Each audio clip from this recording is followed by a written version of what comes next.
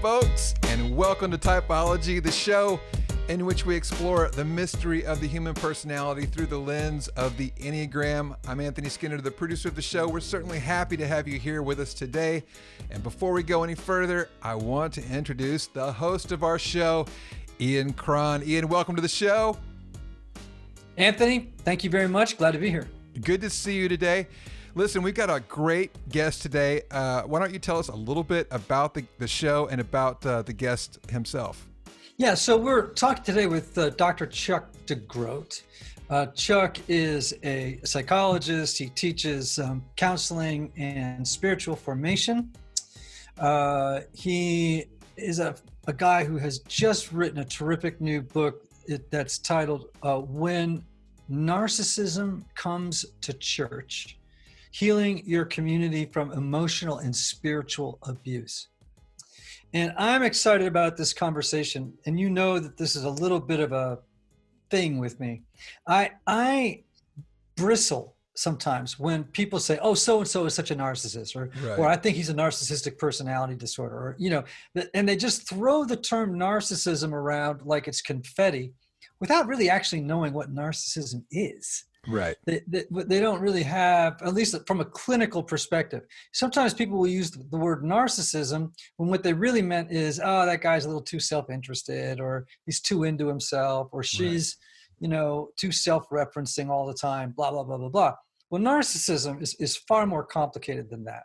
Mm-hmm. And what happens in this show that is so cool, he actually has a chapter in the book titled The 9 Faces of Narcissism. Right. And he uses the Enneagram as a way to talk about how narcissism can show up in each of the 9 types. Right. Yeah.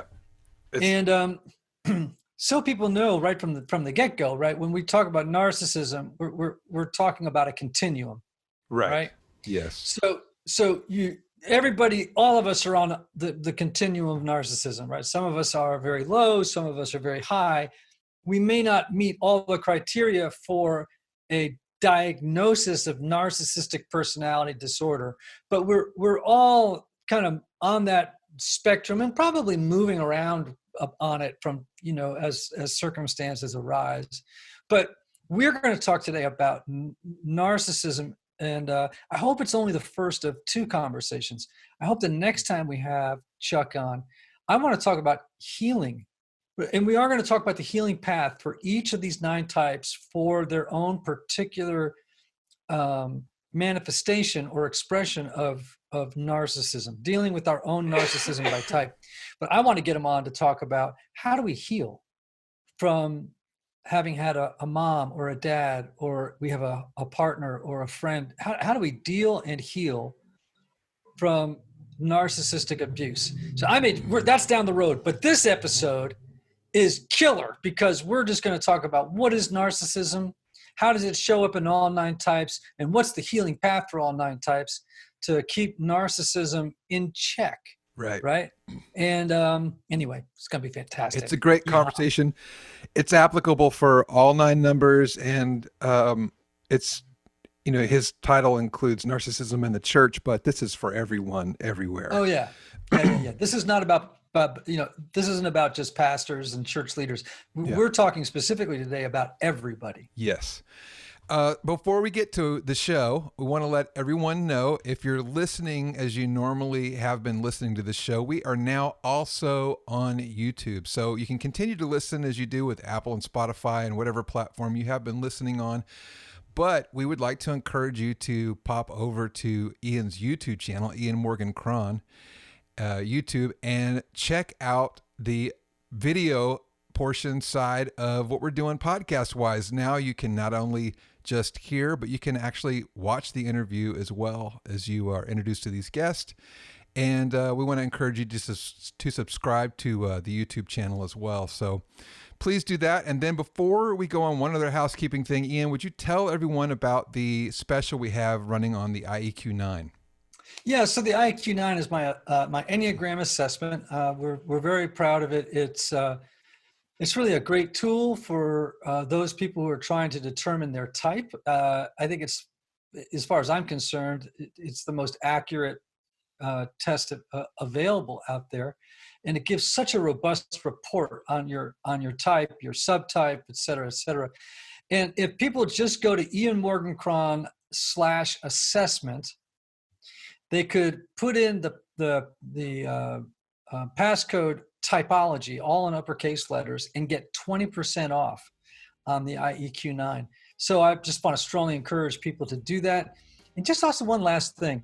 For those of you who listen to typology regularly, if you would do us the great favor of leaving a note of encouragement or kindness about the podcast, giving it 5 stars, or just whatever it is that you're supposed to do there, it really helps people find us.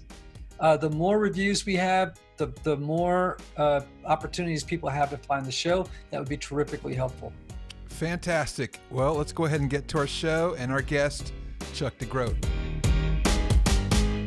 Dr. Chuck Degroat, welcome to Typology. Thank you so much. We have been really looking forward to this conversation about the 9 faces of narcissism, which is of actually tremendous interest to me. And I think it's going to be tremendously interesting to our audience because, everywhere you go, you hear people sprinkling the word narcissism into conversations like, this is a clinical term that they kind of just sort of throw around as if, everybody who's self-interested or talks about themselves too much, they label a narcissist. Can just take a moment before we jump into the 9 faces of narcissism through the lens of the Enneagram. Would you just maybe help us understand what narcissism actually is? Yeah, I think you're right. I think we talk about it, we throw it around, whether it's in political figures or athletes or whatever it might be, Hollywood actors. And there is this caricature of narcissism, usually of the grandiose, self-important person.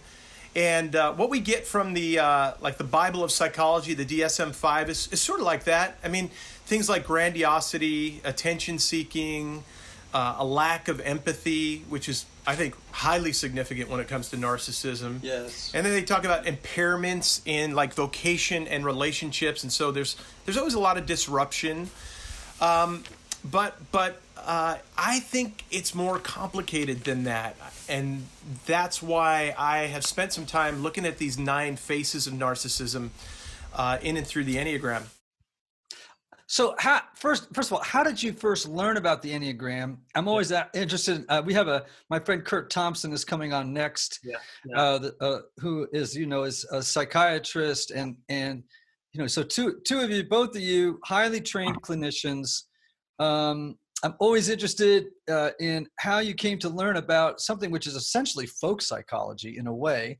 So what was your introduction to the Enneagram? Well, first of all, I love that you're having Kurt on. He's become a friend over the last few years, and what a beautiful human being, and another 4, by the way. So that's nice. Let's just load up your podcast with 4s. That's right. You're a 4. I'm a 4. Anthony's a 4. Yes, it will be the most special podcast ever. But so we were just joking about this, about accepting the Enneagram into my heart. Many years ago, actually, when I was in seminary, I was this arrogant seminarian who knew all of his theology and had it all figured out until I got confronted by a professor who said, "Man, you're going to be dangerous to the church if you keep this up." And so he challenged me to get some counseling, and actually I ended up doing the mental health counseling program there in Orlando. This is back in the mid-90s. And I had a supervisor back then who was interested in the writings of Richard Rohr, and introduced me to the Enneagram through Richard Rohr. I read it, and you guys know how this goes. You start to see overlaps, right? In time, you start to see overlaps between your clinical clients and people who I was doing pastoral care for, and Enneagram types. And then I was in the church planting world for a long time, where I've done tons of assessments over the year. I've probably done 15 years worth of assessments of church planters and pastors. And that's when I really began to see how narcissism was showing up in all these different types. So it's just been a growing, for me, just a growing fascination, even before it got sexy in the last few years, just studying the Enneagram and psychology. Right, which brings me to the name of your most recent book, which is When Narcissism Comes to Church, Healing Your Community from Emotional and Spiritual Abuse. And during this episode, we're going to talk more broadly outside the church just about the 9 faces of narcissism so that folks can kind of get a handle on it. And but I'm excited about it because, I meet so many people, including myself, who have experienced tremendous abuse and pain from particularly people who have full-blown narcissistic personality disorder.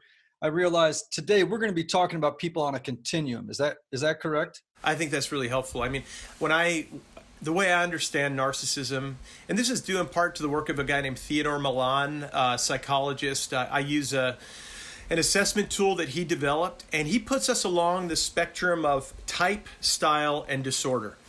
And so we might see narcissistic traits in me or you or anyone else. That doesn't necessarily mean that we're narcissistic personality disorder.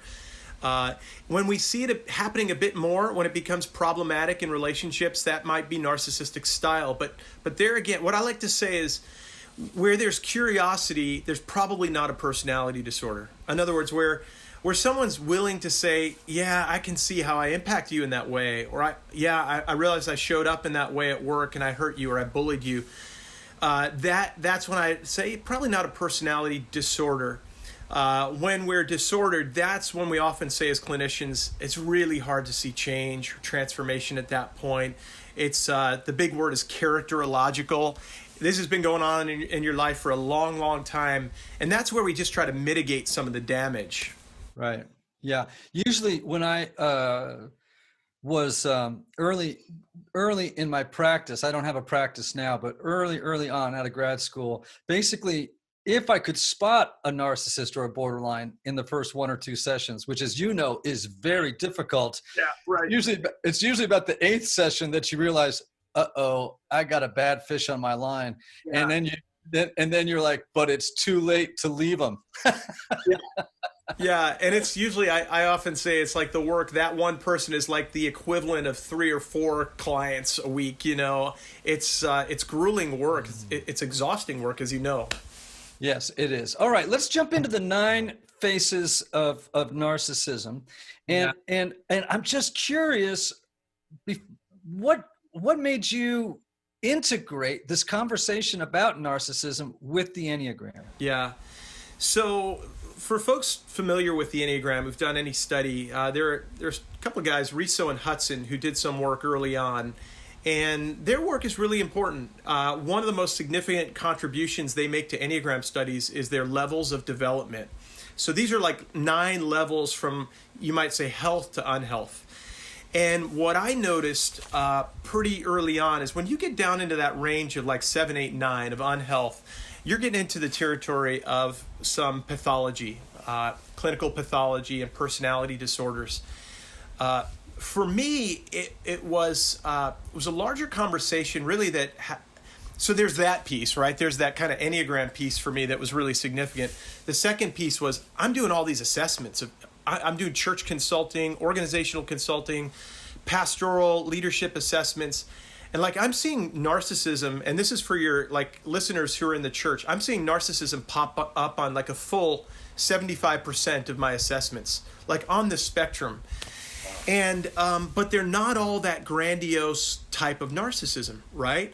And a lot of people nowadays are more equipped with Enneagram language, so they're telling me I'm a 4, I'm a 6, I'm a 9, and I'm like, wow, I'm seeing narcissism and 9. That I didn't think those two went together. Thus, the curiosity over the last 3 to 5 years for me, how do these two work together? Mm-hmm.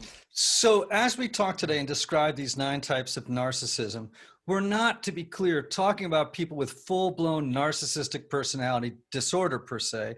We're just talking about what does it look like when each of these types is manifesting a narcissistic style or type, and then also what they can do to begin to grow out of the danger zone of narcissism. I like that. And I think too, I mean, the conversation takes us away from, oh God, he's an 8, so he's got to be a narcissist, right?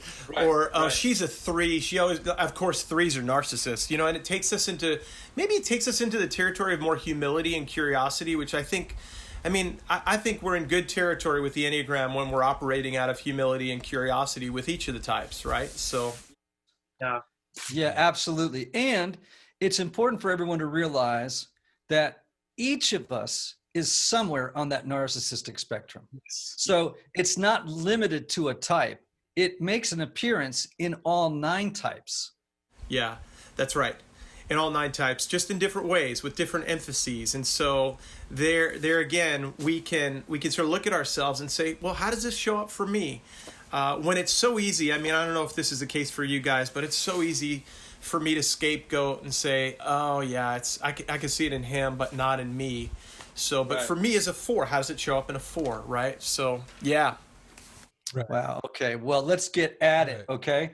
Let's just sort of jump in. Let's start in the heart triad, right? Yeah. Let's start with 2s, 3s, and 4s because, we know that this is a shame-based triad. And I noticed in your book, by the way, that the word shame and narcissism continually came up next to each other. Yeah.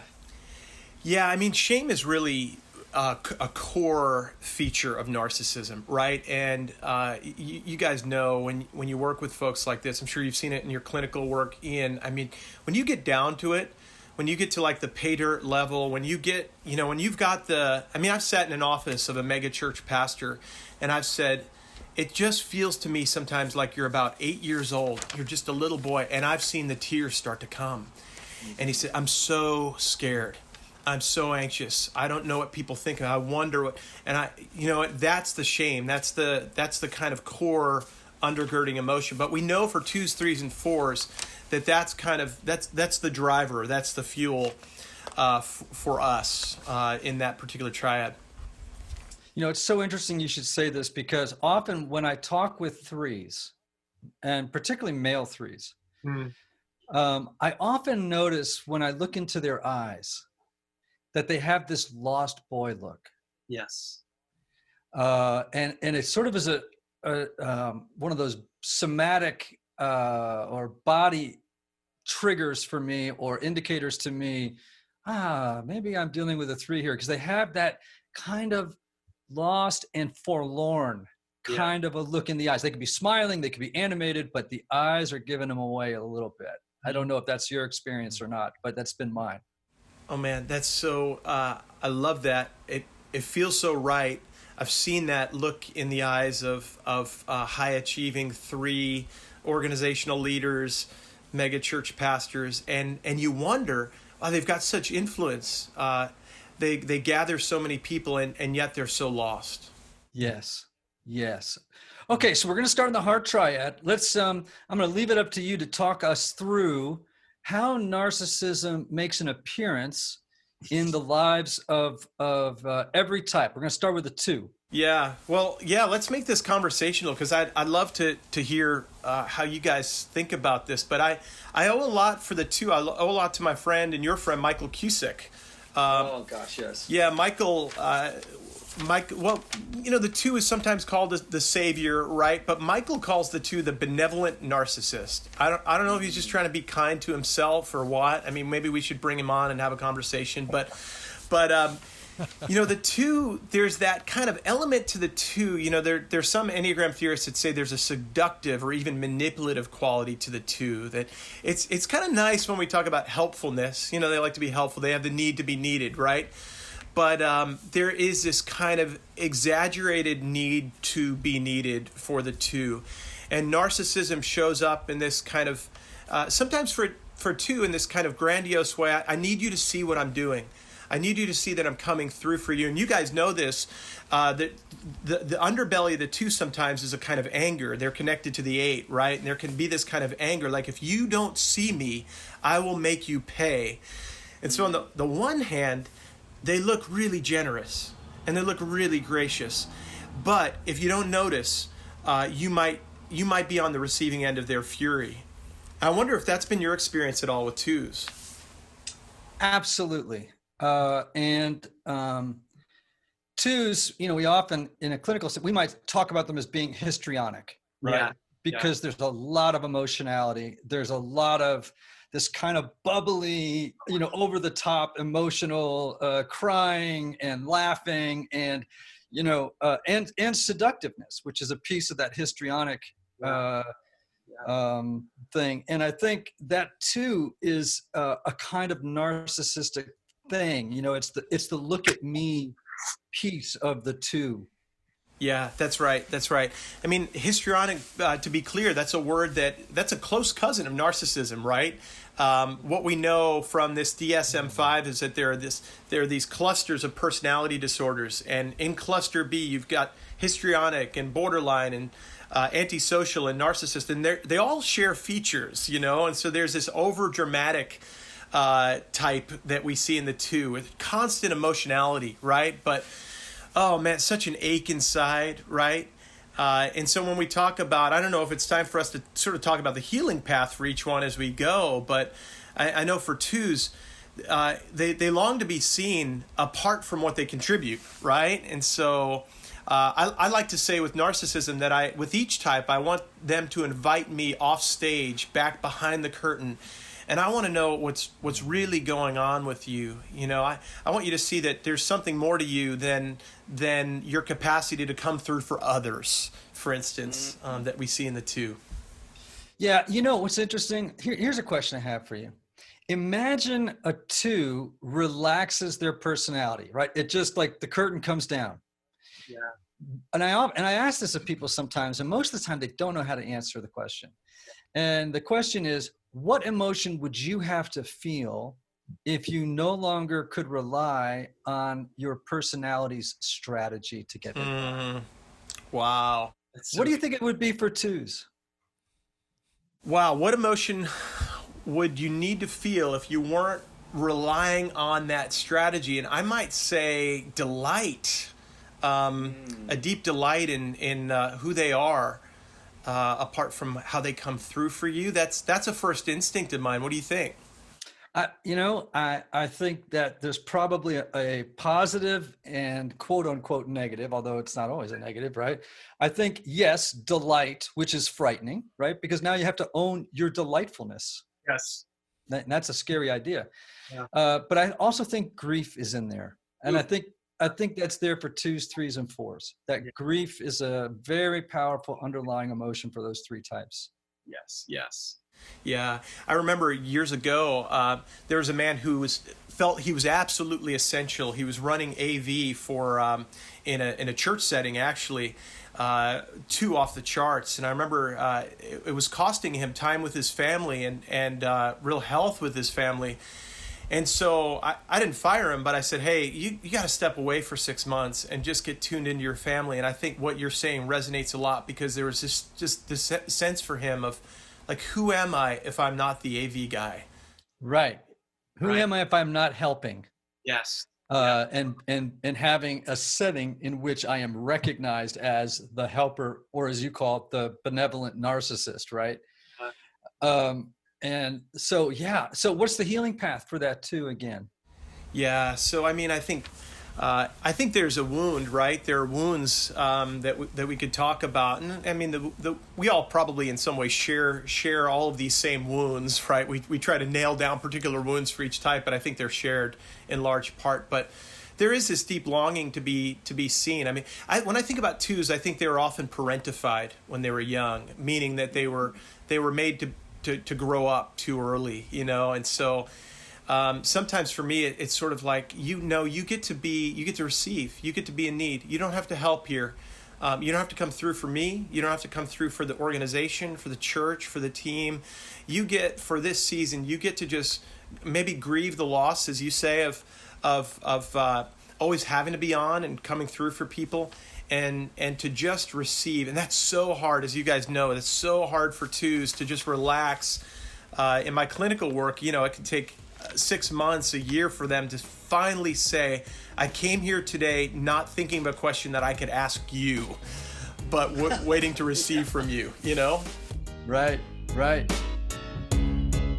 Hey everybody, one of the lessons I've learned over the years is that not everybody benefits from a traditional 50-minute counseling session. And this is why some people can go to couples therapy or personal counseling for a long time and never really get anywhere. This is why I'm such a believer of intensive counseling and my friends at Restoring the Soul in Colorado, created by my longtime friend Michael Cusick to help couples or individuals experience deep change in half-day blocks over 1 or 2 weeks. Now listen, if you can't wait months or years to get to the bottom of an issue or to experience breakthrough, you need to get in touch with my friend Michael and his extraordinary team of counselors at Restoring the Soul. If you're looking to get out of the rut you're in, but can't wait months or years, call Restoring the Soul today for a free consultation with Michael's staff. Call 303-932-9777 and learn how their intensive counseling process can help you.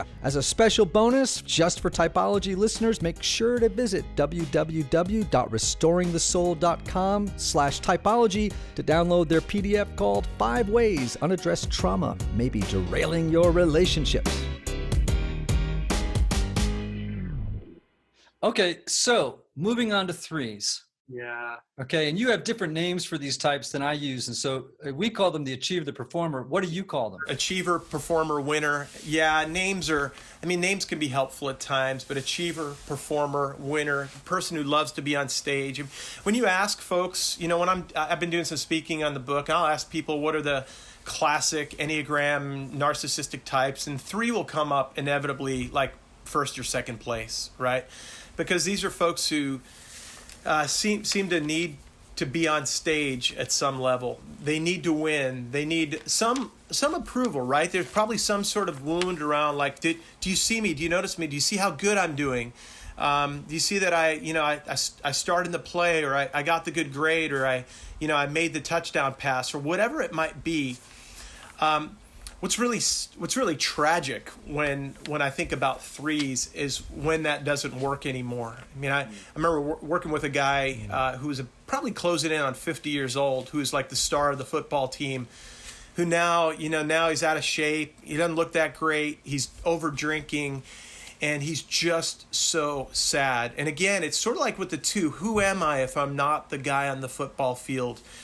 He's pastoring a church. This is in a church context too, of like 70 people, and for him it should be 7,000, right? Because I'm only successful to the degree that lots of people are approving of me. Sometimes with narcissism, we talk about a leader being a mirror-hungry leader, a politician, an influencer being mirror-hungry, and the crowd is the mirror. And so, to the extent that you reflect back to me that I'm doing a good job, I'm okay. And without that, 3s can feel pretty dang empty. Yes, they all have 2s, 3s, and 4s all have issues around identity. All 3 project images in order to mask what they fear is no identity behind the mask. Yeah. Who am I? I mean, so when we talk about the healing path, the question becomes like, who am I then if I'm not on stage? And I remember years ago working with a guy who, and I use this metaphor a lot of come backstage with me. Let's go behind the curtain, right? I use this a lot with 3s in particular. And there was this sense of like, I don't know who I am apart from the lights, the camera, the applause, I think that and I'd be interested, you just raised that question for the 2, but I do think that for 2s, 3s, and 4s, there is a kind of grief when the strategy isn't working anymore, right? There's a deep and profound sense of loss. And there's I think maybe a befriending of solitude. Henry Nouwen talks about the journey from loneliness to solitude.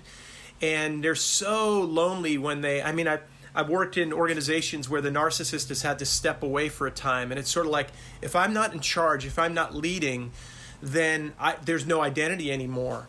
And so I've got to sort of befriend myself. I've got to be okay with me. And man, that's hard. That's really painful. Like when we set them up in like a retreat center for a week, and it's like, I don't know what to do in the room all by myself. Yes. I'm just bringing up something here that was a quote about that I give to threes a lot that that comes from Parker Palmer. Oh, good. And Palmer writes, our deepest calling is to grow into our own authentic selfhood, whether or not it conforms to some image of who we ought to be. As we do so, we will not only find the joy that every human being seeks, we will also find our path of authentic service in the world. Yeah. And by the way, Parker is a self-identified 3. Oh, wow. I didn't know that about him. Yeah. That's fantastic. Yeah. And you know, in a culture that sort of elevates 3s, do we allow space? Do we create spaces for them to step away? And like when I was a pastor in San Francisco, I would lead silent retreats, like 48-hour silent retreats. And my 3s, my extroverted 3s, after about 12 hours, they'd come to me for spiritual direction. They'd say, I can't do this. After 24 hours or 36 hours, they said, this saved my life. Right? Yeah. Wow. Yeah. Well, that's because when the projection comes down, the green shoots of their authentic self start to come up out of the earth, and they go, wait a minute, there really is someone here behind the mask. Yeah. Yeah. Look at that. Who is that? Yeah. A little boy growing up. Like, I like him. I want to spend Yeah. time with him. Yeah. I love the green shoots. Beautiful metaphor. So let's move on to the best number on the Enneagram, 4s. And since we're all 4s, let's, I want to know, what does narcissism, how does it make its appearance in the life of a 4, and what's the healing path? Oh, gosh. Well, we long to be special, right? We're sometimes called the individualist, the romantic, the poet, depending on who you're talking to. Now, one quick distinction I'll make that we haven't talked about yet is there is often a distinction made among psychologists between grandiose narcissism and vulnerable narcissism. Grandiose being the kind of stage narcissism, and vulnerable narcissism being a kind of off-stage, more smug version of, I call it a smug superiority. It's like the shadow side of narcissism. Here's the distinction I make. The distinction between the pastor or the leader of an organization of 7,000 versus 70. And I was working with an Enneagram 4 who is the leader of a small church in rural Iowa. And I remember him saying, he even used the language of a 4. We're special. We're chosen. We're pure. We have the right theology. We have the right beliefs, you know, and this could be for an organization too. Like we create the right product. We're doing it the right way. Right in the sense of special, not in a one sense of right, but like we've got the most special, the most unique thing that we have to offer here that no one else has. And so for 4s, there really is this sense that you get sometimes for them of a kind of smug superiority, an emotional manipulation. You're either for me or against me. This is where we sometimes see the borderline personality manifest as a sort of narcissistic type. A real sense of a question of, do you love me? If you love me, you'll remain profoundly loyal to me, and you'll show it. You'll recognize what a gift I am and how special I am. So it's really, really painful. It can be really painful to be a narcissistic 4, if you know what I mean. Yes, I like what you said, leave me, because I think that the feelings of deprivation, of actually desolation would be a better word. For 7s, it would be deprivation. But really for 4s, of desolation and abandonment. Yeah. These are children in childhood. These are people who have either had a real or perceived experience of profound abandonment, either as literal or emotional abandonment, and thus the need to be special and unique to recapture the missing piece that led to the abandonment. Yeah. And really working so hard for approval, right? I think one of the myths sometimes about 4s is that we're just so authentic. And I was just having a conversation with a guy this morning where I was talking to him about this, you know, and I said, I wonder if your authenticity is not just another mask, you know, And there's sometimes for you, a word that I use in the book, a vulnerability, not a vulnerability, but an FAUX, a vulnerability, where it's sort of like, he's so honest, and sometimes when you're with him, he's like, oh man, I'm struggling with such deep stuff, man. And it doesn't feel like you're connected. It doesn't feel like he's there. It feels like it's an act of sorts, right? And so there, I mean, the healing path for a 4 can be murkier. I mean, it feels so clear in some ways for a 3 because there's a stage self. We talk about the false self and the true self. But sometimes it can be a bit deceptive for the 4 because they can come back to you. And I know I've done this with, well, I'm being honest. I'm being real with you. This is who I am. How come you can't accept who I am? Does that make sense? Yes, it does. And one of the things that I've noticed about 4s is that their addiction to suffering, whatever the event was, the inciting event, that they're addicted to, that they're always thinking about. My alcoholic father, that terrible move we made from San Diego to Panama, or whatever it is.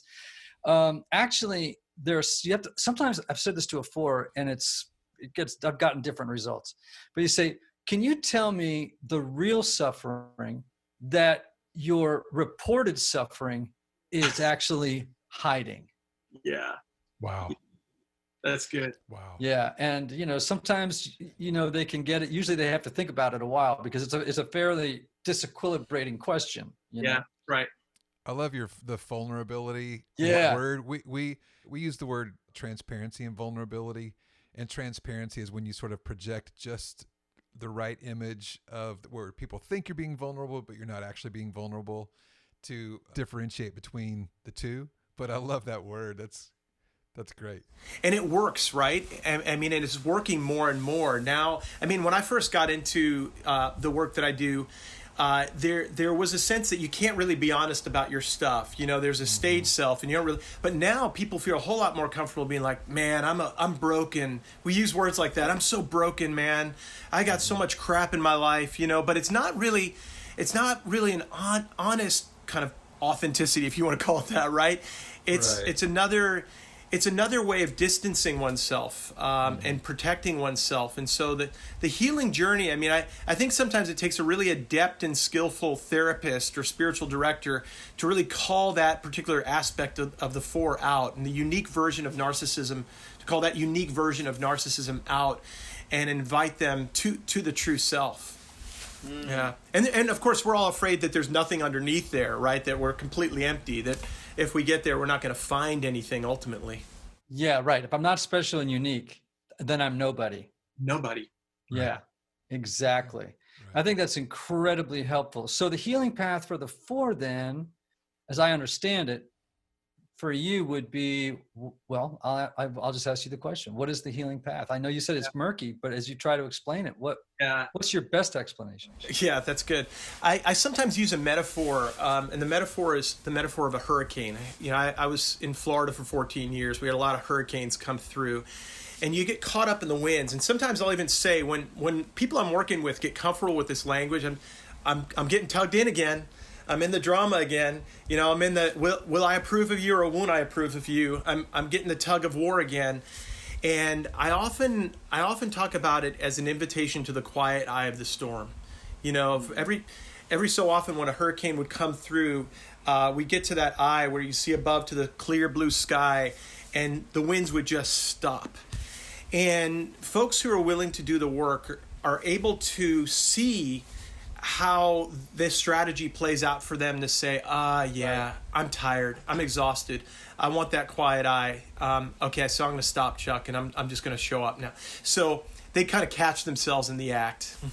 Yeah, exactly. And if they can learn to disidentify who they are from the storm, Yeah. and live into their true self, I think that's an indication that they are on a good path. Okay, let's move into the head triad. Okay, how narcissism shows up in the life of let's start with a 5. Okay, Yeah. we call them the investigators. What do you call them?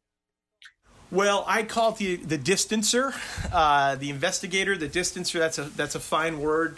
Now, when we talk about the head triad, I think that I like to say that anxiety is at the core, right? And so shame is at the core of the heart triad, anxiety is at the core of the head triad. And what I want to say, I want to honor our longing for security, but I also want to say that this is kind of an exaggerated disconnection from vulnerability that you see in the head triad, right? So there's an incapacity to be really vulnerable. There's probably some wound around relationship where it was like, I'm going to go up in the case of the 5, the distancer, the investigator, I'm going to go up to the fortress of my own head, and in so doing, I can keep a distance from, the chaos in mom and dad's marriage, for instance. I always love to. It's funny. You guys probably have done things like this. You use a particular metaphor or story, and 5s resonate with it. Mine is like they were the ones reading Tolkien in the closet of their bedroom by flashlight, right? And that was a safe place for them, right? So 5s are intellectually distant, and the narcissism can come out as a kind of condescension. I remember I was doing some work in marriage counseling with a couple, and she's looking at him like, just give me something. And he'd write down on a yellow pad in ink, she just said, just give me something, right? Like she's begging it. She's right there. And I'm like, I have to call attention to the reality that, like, where are you right now? Well, I just wrote it down, he says. I just wrote it down. I'm just recording the data. Well, you come out from the tower and look at her and show up for the relationship. But he sort of defends himself by saying, well, I'm paying attention, aren't I? I'm trying to figure out what to do. Just give me a chance to figure out what to do and I'll do it. And so there can be, I think at worst, that's kind of a fun story, but I think at worst there can be kind of an arrogant condescension where they never come out of the tower. And in fact, they use their extraordinarily brilliant minds to kind of drop mind bombs on people, intellectual bombs on people. And in so doing, they really destroy the opportunity for relationship and intimacy. Yes, I think at their worst. I remember I had a college professor who was a 5. Okay. And I guess academia would attract its share of 5s, right? And I remember he was an English professor. I was an English major. And he said, well, he was talking to me about John Milton. Mm-hmm. And I said, gosh, I've never read John Milton. And you could see him begin to look down his nose as if to pull down his glasses and go, you've never read Milton? Yeah. And of course you could tell it was kind of a delicious experience for him. Right. And I think that's an example of a 5. They can be a little bit elitist, set apart by their own intelligence. But of course that is a defense against deep-seated feelings of ineptitude and inadequacy. Yeah. I love that. Deep-seated feelings of ineptitude and inadequacy. Right. And I mean, it feels like miles away to cross that chasm to the fore, to the heart, right? And I think when we talk about the healing path, there's a sense in which I'll use the metaphor, I'll invite them out of the fortress, out of the tower, come down from the tower and just give me a half hour in our counseling session, give me a half hour, right here in the flesh. And then you can go back up there. And, so I don't need them to take it too quickly. But I remember years ago, I was working with a guy where he said, okay, I'll take you up on that. I'll play that game with you. And he'd come down and he'd spend a good half hour, 45 minutes with me and with his wife. And then he began to like it. He's like, wow, it's safer down here than I thought it was. I kind of like it in my heart. I'm starting to feel something in here. And that's a really beautiful moment. But, that anxiety, that fear will send them right back up to the top of the tower and scare them away. Mm. So it sounds like the healing path for 5s is to just begin to take short forays into the heart, right? And be self-compassionate when you make a run back up to the mind. But maybe next time it's an hour rather than half an hour. Yeah. Or, you just begin to almost, it's like when you're trying to get an agoraphobic out of the house. Okay, we're just going to go to the front doorstep and then come back in the house. And then we're going to go out to the sidewalk, come back into the house. And maybe that's true of every type, right? I think so. We just make little trips. Yeah, and I think, just to kind of show our cards for a second, the work that we do sometimes. I mean, I think it's good to honor people's strategies at times. Like this, that's worked for them for a long time. And I remember when I was a new clinician, I just went in and on a seek and destroy mission. Like that's bad, that's sinful, that's hurting people, that's a bad strategy. That whatever language I used, you shouldn't live like that. That's no way to invite people to new life, new hope, presence, all these good things, right? So yeah, just step down for a half hour, 40 minutes with us. And boy, yeah, to watch a 5 connect, come online. I like the language of coming online is a really beautiful thing. Oh man, that's great. Hey, Typology Tribe, I want to take a moment to thank our sponsors for helping us bring you what I hope is great content every week. Now, you all know I'm a big proponent of counseling. So whether you feel like something is interfering with your happiness or preventing you from achieving certain goals, counseling is a great tool to help identify what those blocks are and then work through them. Yet, finding a therapist can sometimes feel intimidating, but not with BetterHelp. BetterHelp offers online counseling at your own time and your own pace. You can schedule secure video or phone sessions, plus text and chat with your therapist when it's convenient for you. These are licensed professional counselors who specialize in things like depression, anxiety, stress, relationships, LGBT matters, trauma, and grief. BetterHelp has counselors available worldwide and have over 3,000 U.S. licensed therapists across all 50 states. And get this, if you're not satisfied with your counselor for any reason, you can request a new one at any time at no additional cost. Best of all, it's a truly affordable option. I want you to start living a happier life today. As a listener, you'll get 10% off your first month by visiting betterhelp.com/typologypodcast. Join over 800,000 people taking charge of their mental health. Again, that's BetterHelp, HELP.com/typologypodcast, TYPOLOGYPODCAST.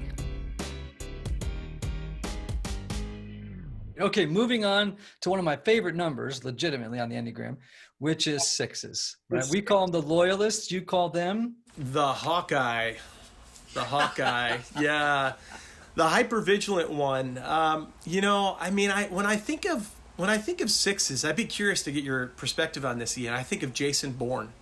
Some people would say Jason Bourne is an A. I don't, by the way, I don't like to watch movies and type all Friends characters or Seinfeld characters and stuff. But I think of Jason Bourne as a 6. Like Jason Bourne just sees the room. He walks in, and he sees the exits. He knows what's going on. He sees the danger. He walks outside. He's memorized 17 license plates around him, and so, 6s see everything. And I think unhealthy 6s, narcissistic 6s, are so self-protective, and really that's what's going on underneath any kind of narcissistic persona, right? There's an element of self-protection that they're sort of always identifying what could go wrong or what you're doing wrong. I remember working in an organization where this wasn't a leader of an organization, this was an accountant in the organization who was a 6. And when you walked by her desk, inevitably you felt like you'd done something, like you just made a comment about her husband or her kids or something. You felt like you'd done something wrong. She'd look at you, the Hawkeye with the evil eye, she'd sort of look at you out of the corner of her eye. Inevitably as a 4, I'd feel like I did do something wrong and I probably needed to apologize, right? But, it was probably something like I forgot to report my McDonald's receipt or something that week, But they're rule keepers, rule followers, and rule keepers, and you feel when you're around them, you can sort of feel like you've done something wrong, like you're always on your tiptoes, tiptoeing around them. Like I don't want to get on their radar because they'll notice me and they'll recognize that I've really screwed up this time, And so this might not be, see, this is not a grandiose narcissist necessarily. This might be another one of those more vulnerable narcissists that operate in the shadows, a little bit more behind the scenes, and yet, why am I tiptoeing around her? How come how come he has so much power in my life? It's interesting in the world of intelligence, right? In the intelligence services, they talk about training for situational awareness. Yeah. And situational awareness is like when you walk into a restaurant, the first thing you do is you especially if, let's say if you're a bodyguard, you're a Secret Serviceman, you walk in, you know where the exits are, you look at every single person in the restaurant and you do an assessment. You know, what am I going to do if someone comes from the right or from the left? They can tell. I mean, they're so deeply trained, and which is almost a 6 is self-trained in situational awareness. And I think, again, I want to remind people what we're describing here is not a 6 in their normal operating pattern, and let's say the average to healthy space. This is how when we're talking about 6s who are at the very least in the style of the narcissist, right? A little higher on the spectrum than normal. All the types we're talking about. Is that true? Yeah, that's right. That's right. I remember, 6s we know are very dutiful, right? And I remember I was meeting regularly with a guy. He showed up on time. I think he was a cop, maybe. He showed up on time. And when he knew that when we had our times together at the 50-minute mark, we were done.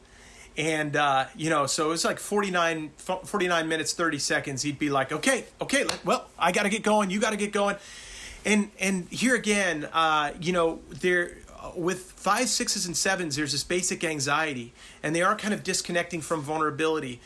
And, I remember saying to this guy, what if we broke the rules? Like, what if you stayed 5 minutes longer? And he's like, well, really? Could we do that? Kind of like, but to call these folks the hypervigilant narcissist, right? And I think that really captures a lot of what it is that you're saying. Yeah. And so the healing path would be what? Yeah, right. So that's it. I think I just sort of hinted at it with this guy to say, hey, what if there's life beyond your hyperanxiety, your hypervigilance, the rules? Like, what if you and I could be present to one another in a way that didn't require us to have to worry so much, and I think that it's sort of, you have to notice the strategy of rule keeping, and you have to sort of undermine it for them, and so this is where it depends on the person, right? So I'm talking very generally right now, but for this guy, it was such an honor for him to stay for that extra 5 or 7 minutes. Like, he's breaking the rules for me, because all I've known since I was a little boy is if I don't keep the rules, there's chaos in my home. And so Chuck's inviting me out. Rumi has this quote. I'm not going to be able to quote it exactly, but come out to the field beyond right doing and wrong doing, right? Like, yes. Come into the field and I'll meet you there. And guess what? We might actually be able to experience some sense of delight or wonder with one another. And so I want to find that field beyond right doing or wrong doing for the 6. Thank you so much. Okay, moving on to 7s. Yeah, I know. We probably got to speed it up, right? So 7, you might call the optimist. I mean, leaders of 7s. Okay, well, so Claudio Naranjo, the great psychologist, Enneagram psychologist, called the 7 the archetype of narcissism, yes. Right? And I think this is because the 7 is always ahead of everyone else, right? The 7, the optimist, the visionary, is always kind of 17 steps ahead of everyone else in the organization, right? I've got a vision. Didn't you just have a vision last week? No, but I have a new vision. If anxiety is operating for the 5s and 6s and 7s, they're operating out of anxiety too, but you might not see it because they've got very compelling personalities, right? You want to follow them. They're inspiring. Like, oh yeah, that sounds great. I'd love to go there. I'd love to try that. I'd love to eat that food. I'd love to, but I remember I learned a lot about 7s when I was in the Bay Area. And I had a good friend who was a 7. Whenever we got together, it was like there was always the anticipation of the event more than the event, When we get together next time, we're going to have filet. I'm going to bring this incredible wine from Napa. And then we get there, and it was sort of like, oh, but next time when we get together, we're going to have halibut, and then we're going to have this other wine paired with it. And I think with 5s, 6s, and 7s, it's about inviting each and every one of them into vulnerability, into liminality, right? And I think for a 7, they're so fearful of limitation. I think this is where I like the liturgy, right? I love Ash Wednesday, and I think Lent can be a great gift to sevens. You are dust, and to dust you shall return. Yes. Like, return to the ground of your own being, because you're always kind of hovering 5, 10, 50 feet above the ground. Yes, Richard Rohr likes to say that sevens want to believe that we live in a world where there's no Good Friday and it's Easter all the time. Oh, yes. That's so good. That's so right? And so I think the healing path for sevens is an introduction to liminality, to futility, to the present moment, to the uncertainty of the present moment. Like they're in their head for a reason. They're future scheming for a reason, right? So I remember when I go and I meet my buddy out at a fancy restaurant. Usually he's the one who paid in the Bay Area, so that was nice. But I'd say, what would it look like for us to not be planning for the next time together, but to enjoy the right here and the right now? And I remember what it took for him was it took some grief to go back to. Maybe grief is significant for all these, Ian, but yes. It took losing his mother and sister within the span of about 6 weeks, and then the tears started to come, and there was no capacity to like plan away from the immediate feelings of extraordinary grief and pain. Yes, I have seen that personally as well, and it's a hard moment for sevens when that happens, and it's almost like having a puppy on a leash. You have to say stay, stay. Don't make a joke out of what you're doing, out of your tears. Don't stay. Just stay with it. I think for sevens too, where sometimes narcissism shows up is the lack of empathy for what because they hate limitations. Yeah. They may say, well, I'm going to go do this. And then another person says, well, that's going to be really inconvenient for me, or that's something I'm not comfortable with. And the seven may say, yeah, I really don't care because it's something I want to do. It's my next fun thing. And it's like, there's the lack of empathy, that you see come through in the seven. Yeah, and I've seen it in organizations where, seven is leading the charge. We're going to do this, and I've got a new vision for. And the six is saying, I just got the rules down for the last vision. Like I just figured out what we had to do, and so it can be exhausting, really, really exhausting, particularly if they don't have empathy for others who are saying, like, I'm just not there with you yet. I'm still trying to get my head around the last thing. Yeah. Exactly. Okay. So I think you mentioned the healing path already. Let's go on to the gut triad. Let's head into eights. Okay, so with gut types, I think if we've got shame at the core of 2s, 3s, and 4s, and anxieties for 5s, 6s, and 7s, anger might just be at the core of 8s, 9s, and 1s. And I think there's a really beautiful longing for justice and righteousness, but I often say that for these folks, there's a kind of addiction to conviction. And the gut is so certain, right? And I just know that this is the right thing, Chuck.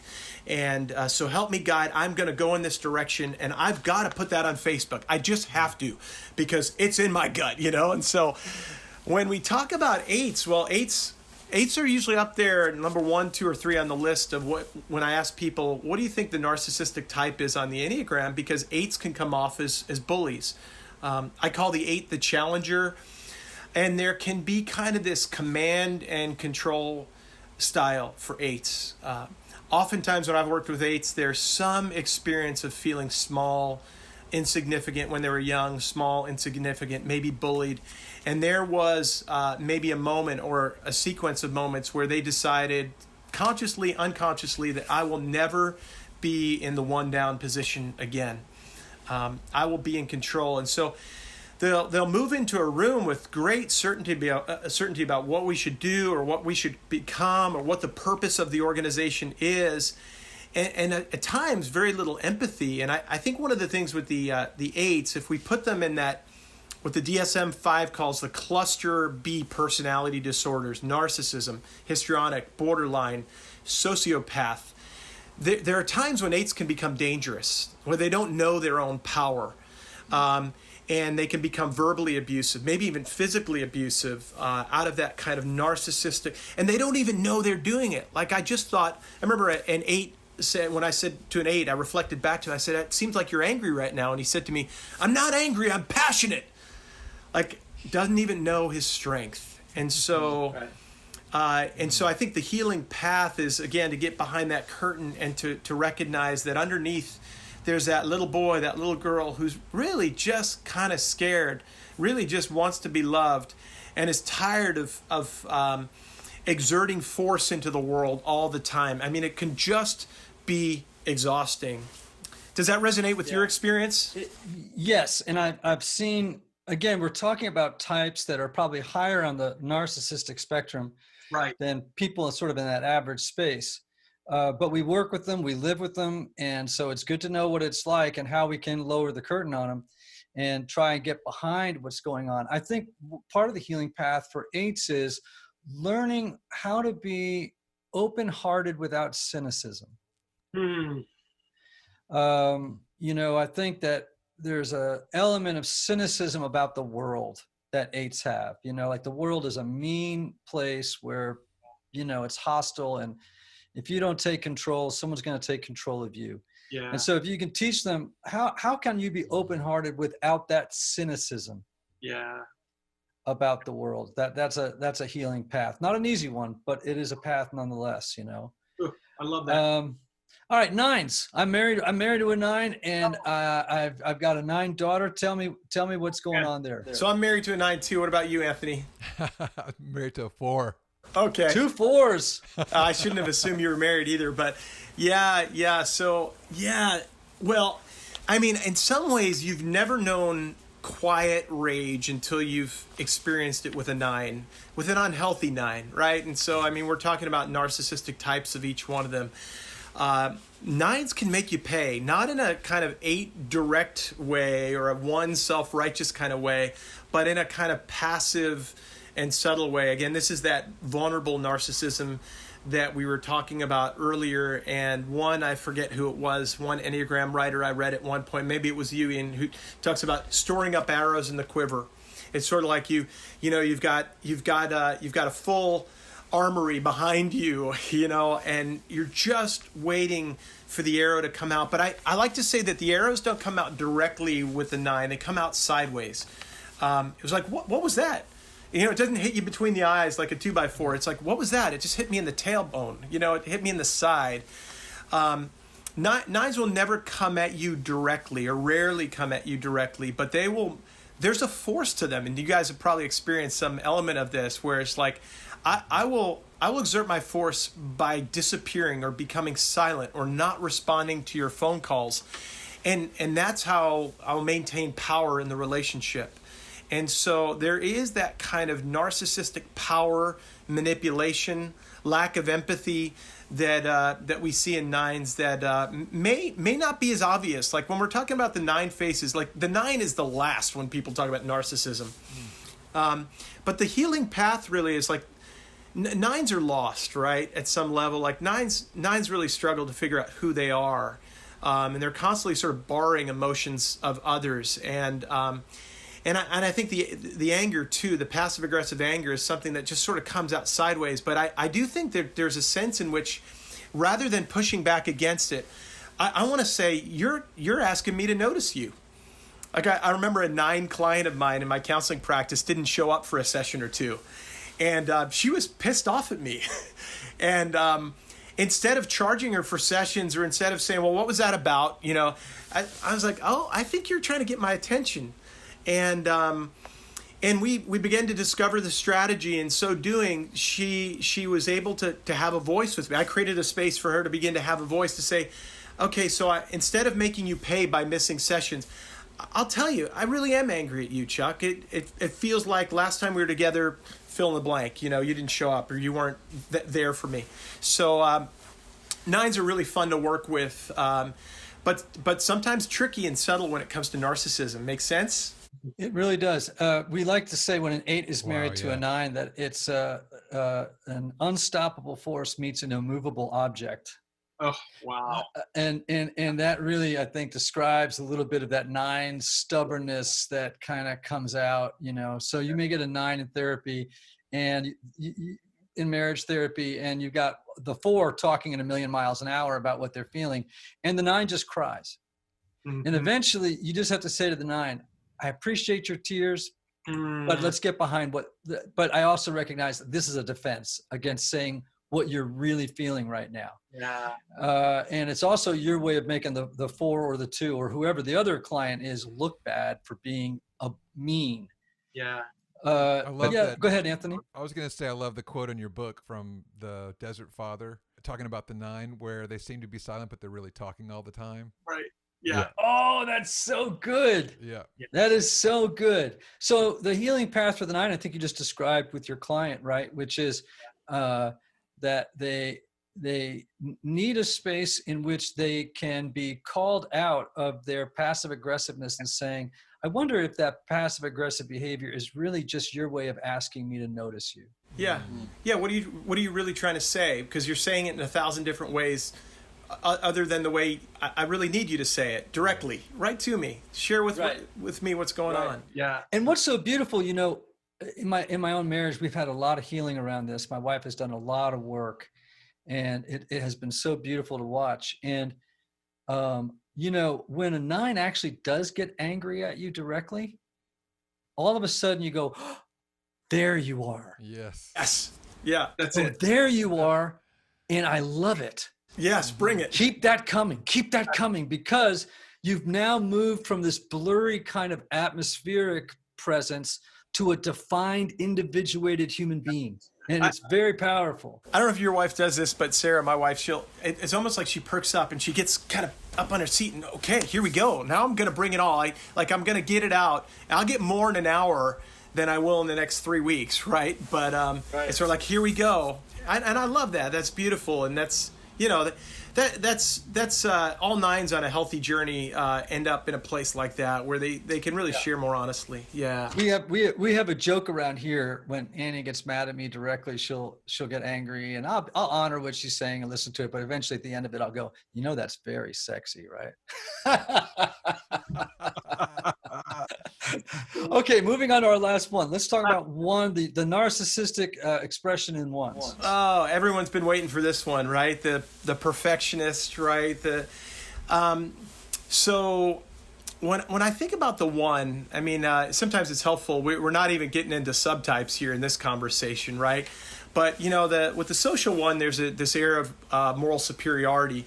With the 1-to-1 one or the sexual 1, there's more of a direct kind of confrontational anger that you see. I mean, of course, there's anger behind the 8s, 9s, and 1s, but the 1s are there's a narcissism that manifests in perfecting you and perfecting others. There's a kind of moral superiority and righteousness. When you're around them, you just don't feel like you measure up. Like when I'm a 4 around 1s, I feel like I've missed the instruction manual. They know, I'm on a faculty now, which is, by the way, kind of silly, but I sit around a faculty table with people with degrees from Harvard and Yale and Duke and all these places, and I often don't feel like I measure up. But like the 1s around the table, there are lots of 1s and 5s. Like the 1s, they know the polity. They know the rules. They know the handbook, and I'm always like, oh God, I don't know what was I supposed to do? But they'll bring it up in a way where I'll sometimes feel like I'm walking on eggshells around them, right? It's like all you know is the handbook. All you know are the rules. And come out and show me who you really are. I remember back in the day when I was a Presbyterian, I was introducing a candidate in a large group assembly. And I said something like, this is a good man. This is a really good man. I like him a lot. And a guy stood up, and this is like Presbyterian language, but he was like, point of order. Can we call anyone good, Reverend Degroat? Can we call anyone good? I was like, what is going on here? That he had to make a point of order to correct my my state. So, I mean, I think that I love 1s because I think 1s have a deep sense of justice and righteousness. They long for the world to be put to rights, right? They see things that the rest of us need to see.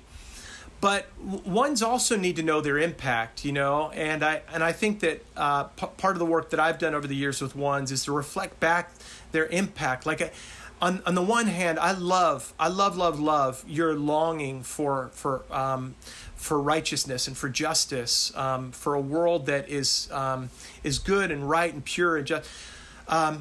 At the same time, sometimes it just feels like you're pushing me away with that. Like I'm not invited into the conversation. Maybe it's more messy than you think, and maybe we can get good and honest about the messiness, not only in the world, but in you as well, the brokenness in you as well, and of course, one's learned from a very early age to do it right, as to avoid the messiness in their own lives, in their own hearts, right? So to walk down that road with them and to be led into that messiness is a real honor and a real privilege. Yeah. Right. So we've walked through all these numbers. We've talked about how narcissism shows its face in each of these 9 types. Chances are, depending on our level of health, we can float around from extreme narcissism to low levels of narcissism in any given day. Yeah, right. And we have to, but knowing those healing paths, how do we move away from narcissism as it presents itself in our particular type is really, really helpful. So I have just a few more questions and we got to split. Yeah. So one is, do you think, we hear this language about childhood wound and, reason use it. So here's the childhood wound that led to the creation of this personality style or this personality type or this personality type. And I wonder if we could actually call it a narcissistic wound. Yeah. Okay. Do you think is that a fair thing to say, or am I? Yeah, I think it's fair. And I think it gets back to, I think what's behind that is the deep need each and every one of us have for security, for soothing, to be seen, to be held, to be known, to be special, right? Fours don't just need to be special. We all long to be special in mom's eyes and in dad's eyes, and that's we know from good attachment psychology that right in those first minutes, hours, days of a child's life, we just long to be seen, to be looked at, to be mirrored, right? And so my daughter, when she was 5 and she was doing cartwheels, and she was saying, Daddy, Daddy, Daddy, look at me, look at how good I'm doing a cartwheel. Well, listen, that's like good, healthy confidence, esteem, narcissism. Like, you can do it, girl. I love you. What I like to say, though, is like if you're the leader of an organization and you're 45 or 55 now and you're still saying, look at me, I'm so great, that's a problem, right? That now you're trying to get those wounds healed in a way that is profoundly unhealthy. And so there's lots of work to be done in the story of one who is trying to heal those wounds through narcissism at 55 that were inflicted when he was 5. Yeah, and I think that's a great place to end. And I think it's a great place to end because I think all of the types, right, are engaging strategies that to get needs met that because of some kind of a disturbance or disruption in that process of mirroring. Yeah. Of not being seen. And for those of you who don't know what I'm talking about, mirroring is this gaze between the mother and the child, if you will, let's put it in that language, where the child and the mother, the child recognizes the mother eventually as other, but it is seeing and its own existence is being validated by the mother. Yes. And its beauty is being validated by the mother. And of course, as you know, pretty much every time you meet somebody with a personality disorder, it's because there has been a profound disruption in that mirroring at some point.